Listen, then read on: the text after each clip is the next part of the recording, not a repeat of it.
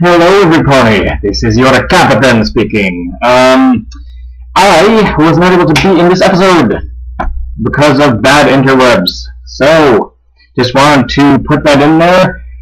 This, I think, should be the first episode of in Ponyville Library that's going to be on Ponyville Live, or at least while the site is up. I know the Stay Poundy one came out after we joined already. Anyway, I just want to make that quick announcement. Okay. On with the show. Yes. Hi there, welcome to Pony Public Library. I am going to be your host for the evening, Hawk Johansson, the host of Friendship is Madness normally, but since Pio's internet is completely dying on us, he called me in to help him out. Joining us today is Mr. D, aka Dreadmaster231. Say hello to the nice people. Awe. Okay, that works too. It's hello in Afrikaans. Alright. So, for those who don't know, including me, unfortunately, what do you do? Well, to ask what I do would be like asking a rock, how do you sit? I'm primarily a writer. Okay, that's my forte. Telling stories is my game. Making ponies love them is also part of my game, I guess. But I do a lot of stuff. I'm primarily want to go for game design. That's my ultimate dream. I am before robotics. But I design games. I'm actually in a game development crew right now. Leader of it, anyways. I also do animation, or try to do animation. I make GIFs and memes for the lols, for the little kids. Oh, no. I also try my hand at digital art and traditional art. I personally prefer to do digital, but I'm better with traditional. But then again, I work off my phone, literally. Probably 1 out of every 233,000 things I put up on the internet is probably done on an actual computer. Wow, really? Yes, literally, I do everything off my iPhone 3GS. That's about 3 years old. That's impressive. I use the notepad for my writing. I use Art Studio for my digital drawing. I also use BeFunky Pro for photo editing and GIF Boom for GIF making. I use LOL Maker, which is an app. I use the Skype app. I use Animation Express, iDownloader, Graphio Lite. All of those apps I use for all my working. I also have a thesaurus I downloaded on here. But to believe it or not, that's actually a very small amount of apps. I only have in total probably about 30 apps altogether on my phone. Everything else is either pictures or things I'm working on. I have over 1,000 written things in my notepad. So. Man. And I think having 8 games on my iPad is too much. But I try to keep myself busy. You know, I listen to my fans whenever they ask for something to say, hey, they give me a suggestion. I troll, not really troll, but when I say troll, I mean I read message boards, not troll as in screw with people, but you kind of get the idea, right? Yeah. I read and I take ideas from the public. Someone puts some idea, hey, what if someone wrote about this? And I was like, okay, let's try that. So I write it up. Never gets uploaded, but I just do it for my own personal, forte to see if I can do it. Someone says, hey, why don't we draw Rainbow Dash acting like Ghost Rider? I tried that. Didn't turn out too well. I personally want to see Applejack being Ghost Rider, because that would be legit as all get out. No. We need Pinkie Pie as Ghost Rider. Maybe. Maybe. Kudos to whoever's listening to this. If you do that, I'll give you a thumbs up. Oh, I will too. But like I said, I read a lot. I study what people want. I try to do it. If I like it myself, I'll put it up. But I'm very hard on critique. I critique myself hard, but I critique other people harder. People know me because they ask me to go. They come to me to ask them for help, and believe it or not, I've made a couple people cry of how hard I critique. So But people like it because, I'm sure as a writer, it's very hard for someone to read through your stuff, to get someone to read your stuff and have them give you a well thought out response rather than just saying it was cool. Because I hate that. I despise that. I asked someone to go, can you read through this and tell me what you think? It was cool. Well, is there anything else?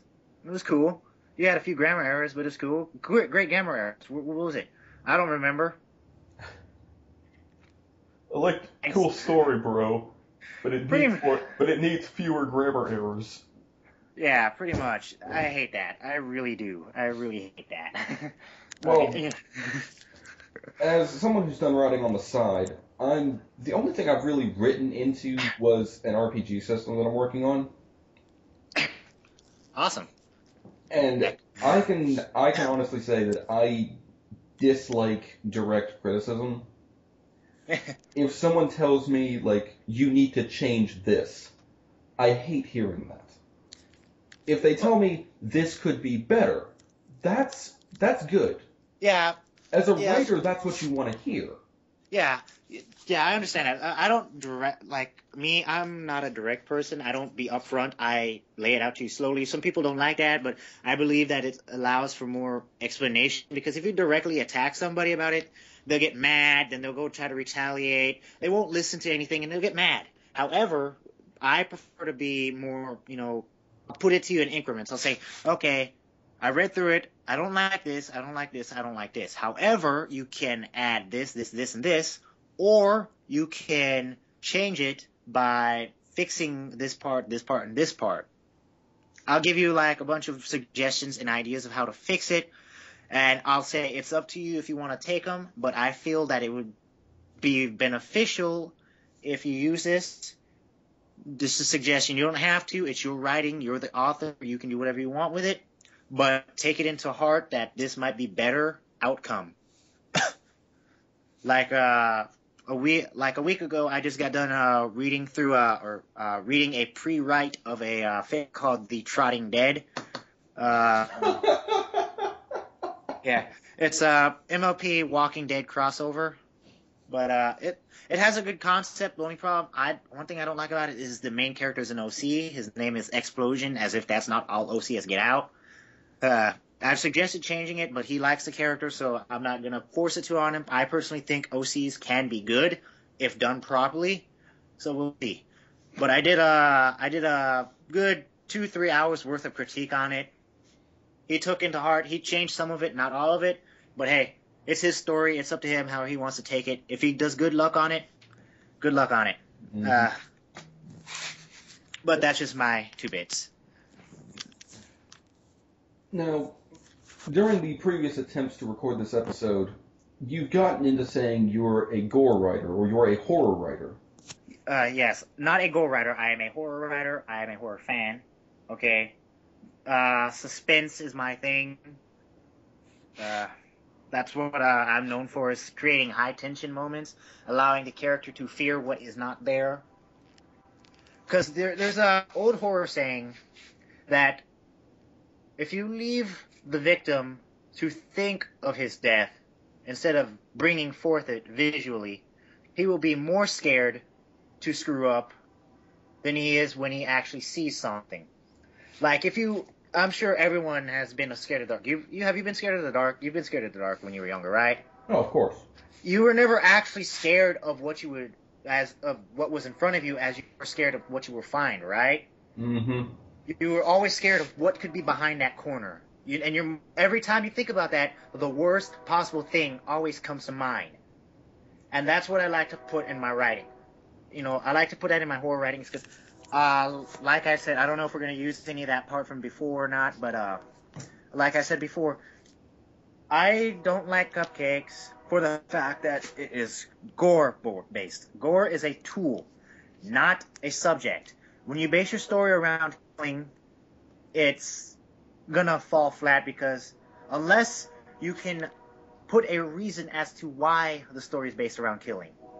Like, say, off the top of my head, the story is about a bad human. Okay, a bad human comes to Equestria, and he's just, Hannibal Lecter. Okay, Hannibal Lecter somehow pops up in Equestria.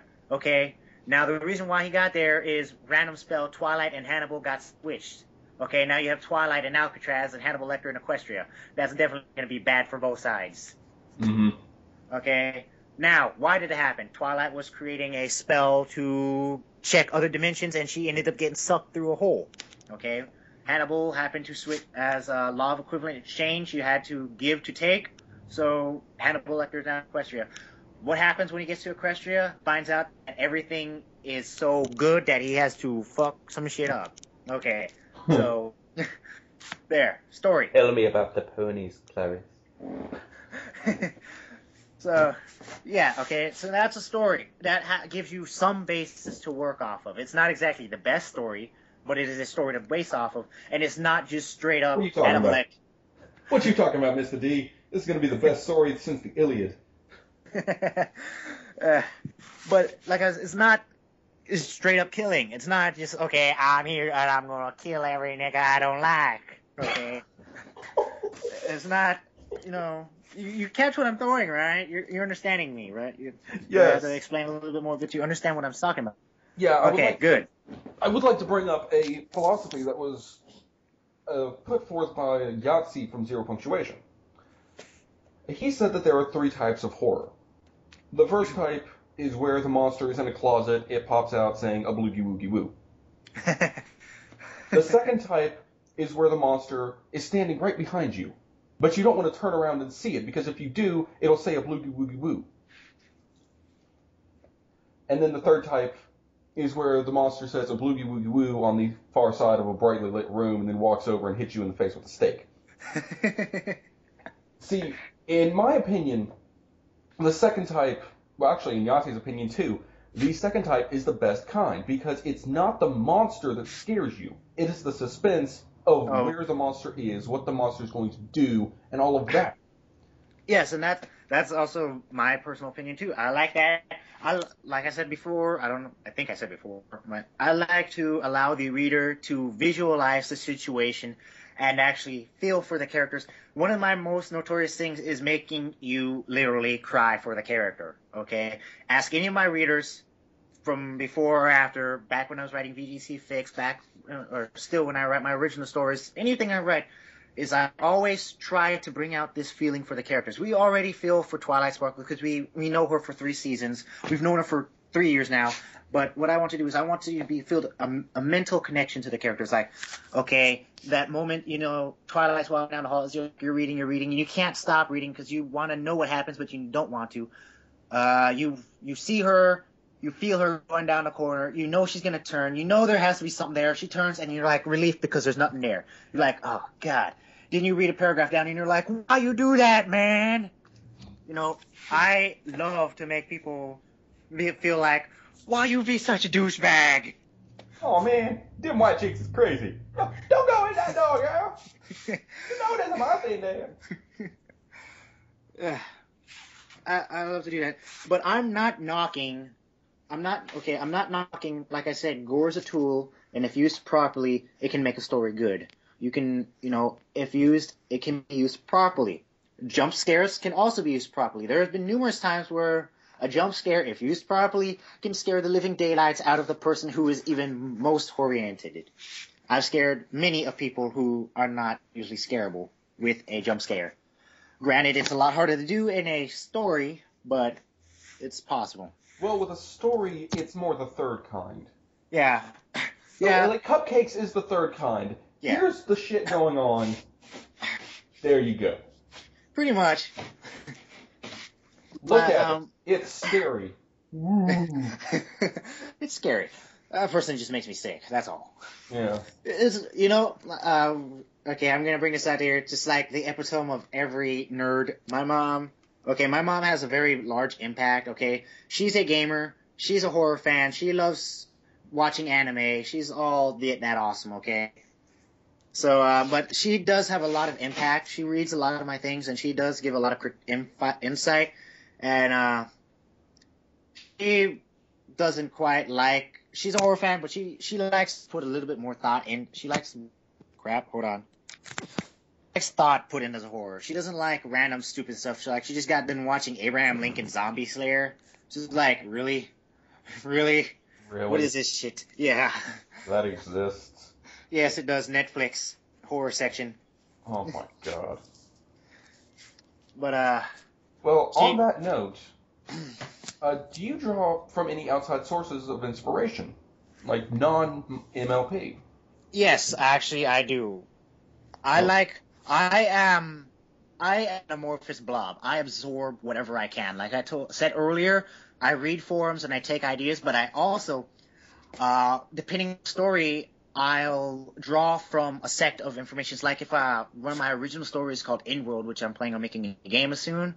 It's a very sci-fi oriented game, but it takes RPG elements, it takes RTS, it takes FPS elements, and put them all together.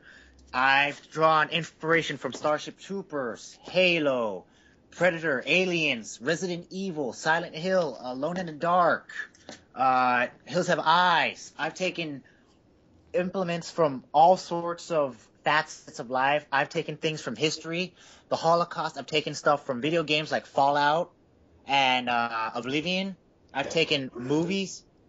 When I do things, I take all sorts of facets because my motto in life is the more you know, knowledge is power, okay? Just straight up. The more you know, the more better you can tackle a situation. That's why before I start writing, I usually do like several months worth of research, okay? Like honestly, I started IPC in probably June of 2011, but it took me about 5 months to actually write the first chapter because I was doing so much research. I studied I've studied viruses like the Ebola virus. I've studied ancient history like the Black Plague. I've studied on different ways of how civilizations have fallen because of such things. I've studied zombie practices. I've studied all sorts of things to get the perfect blend, perfect mixture of a survival horror that allows the character to build up his or her life, and survive in a situation and to implement the best events possible while still keeping within the realm of the story. But for those who don't know, IPC is my MLP survival horror fic. Not necessarily zombies. Technically they're zombies, but they're still alive. So, yeah, you'll understand if you read it. Right now, I don't have anything up on DA because I took them all down because I'm going through a massive editing spree. But I expect them to be up within about a month or so. I currently have 14 chapters total. They should be all fixed within a month. Hopefully. Oh. Now it's time for some of the more simple questions. Awesome. What got you into MLP? What got me into MLP, to be honest, was roughly about 2-3 years ago. I was a part of I was a executive producer of a webcomics voice acting group. Okay. Oh. Which one? All of them. No, okay, then. not necessarily all of them, but we did a lot. We did VG Cats, Bittersweet Cannibal, Two Kinds, Lackadaisy, Control Alt Delete. We were, whenever you put me in command, I'm pretty ambitious, okay? If I can't put my hand in it, then it's kind of pointless to do. If it's lucrative, it's doable. Yeah, the webcomics voice acting group, we had a person in there. His name is, he goes by the name of 60, otherwise known as Kimonji60 on DA. He was literally the first brony I interacted with. And of course, then one of the group guys was also the first anti-brony I interacted with, and they always usually got at each other's neck. It was kind of funny to read the conversations, but...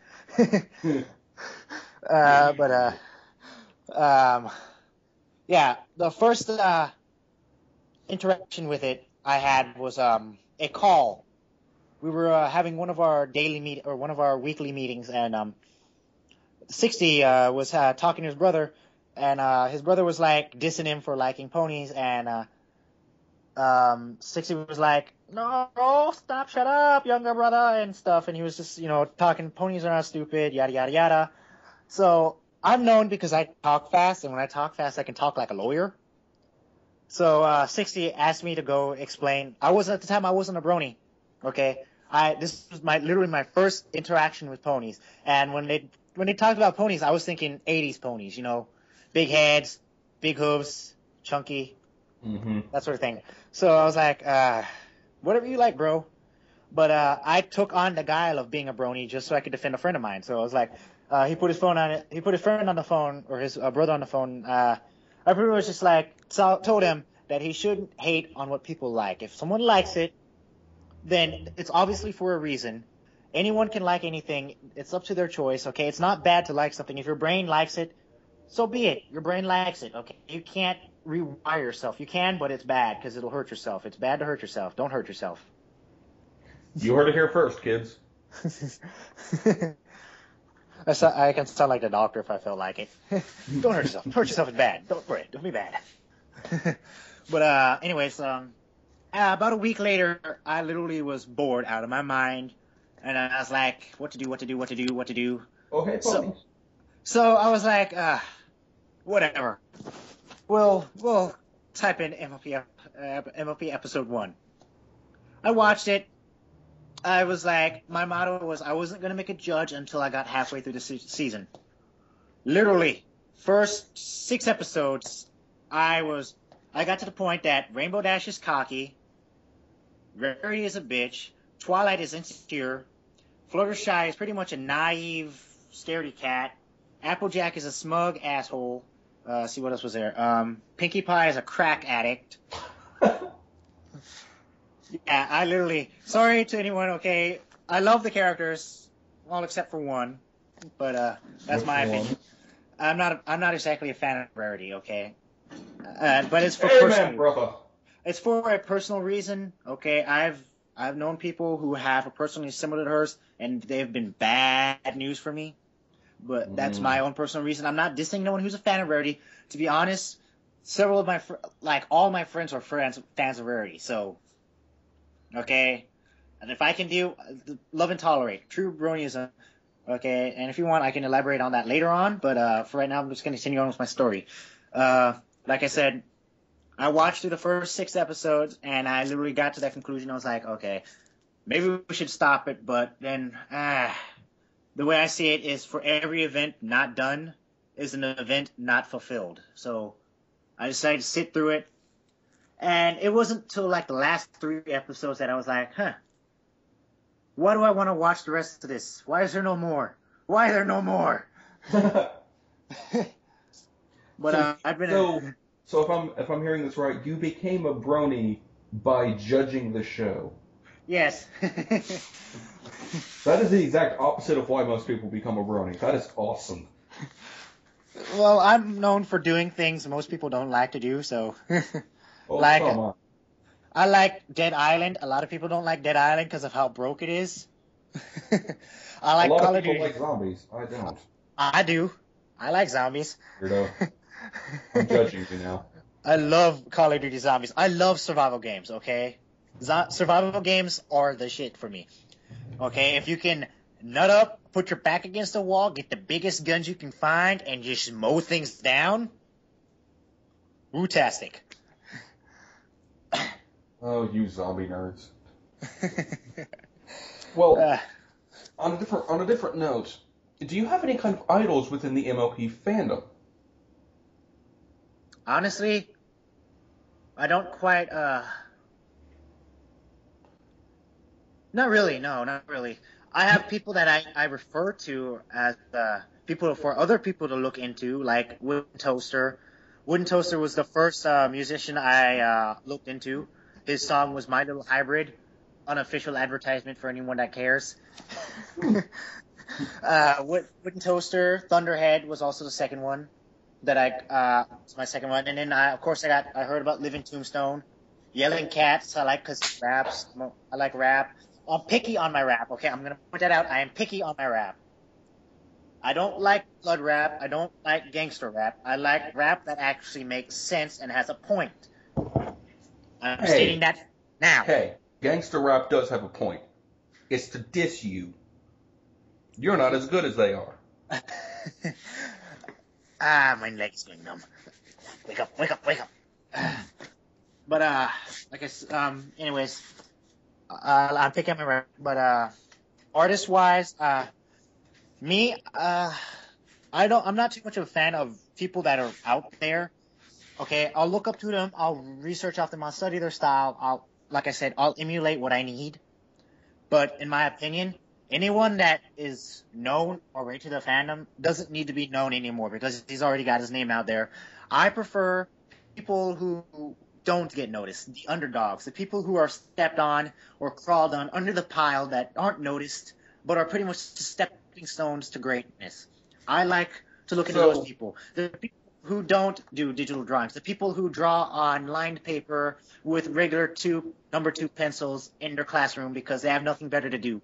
Those people who have no names out there, the ones like Jam X, Strong Badman 7, Damn Yuki, Alchemy Freak, people like that. Nobody knows. So kind of like my podcast. Yeah.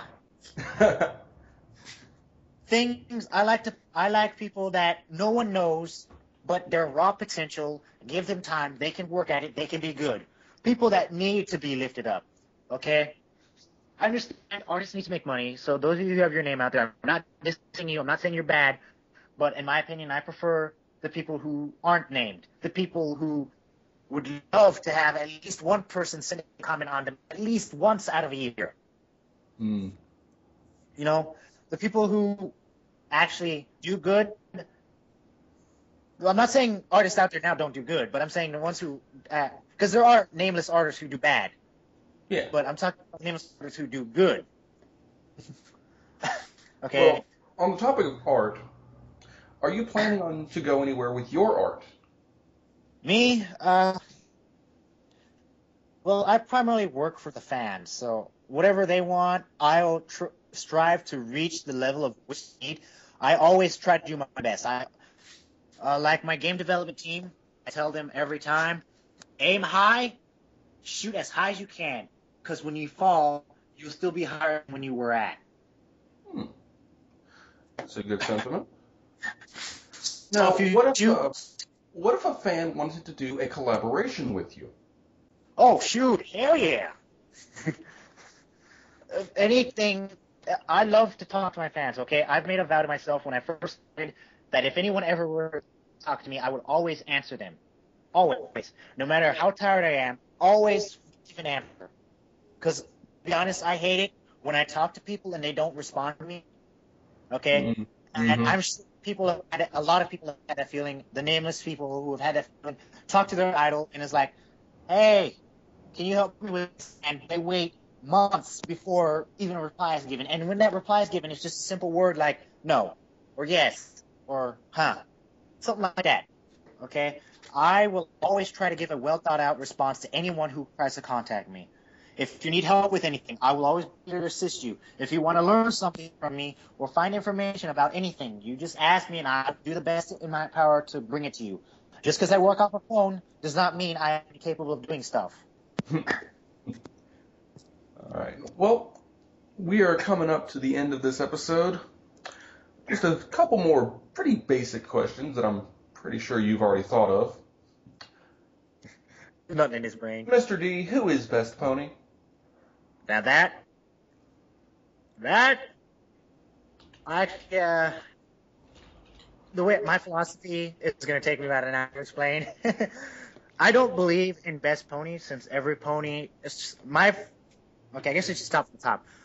The epitome of brony is a person, not a male, not a female, a person who loves My Little Pony, who is a fan of it, who loves and tolerates every entity in life. He does not hate. He does not cause pain to people. He does not troll. He is happy with his ponies, and he is happy to be with people who likes ponies. Okay? Now, how that transpires to best pony? It is, if you truly love the show, then every pony is best pony. Now, I'm not saying you can't have a preference of who you spend more time with. Okay? You can have a preference of who you spend more time with. I personally would spend more time with Celestia. But best pony is every pony.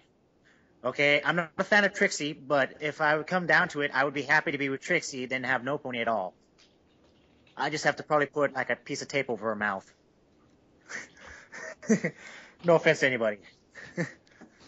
But, that's just my soapbox.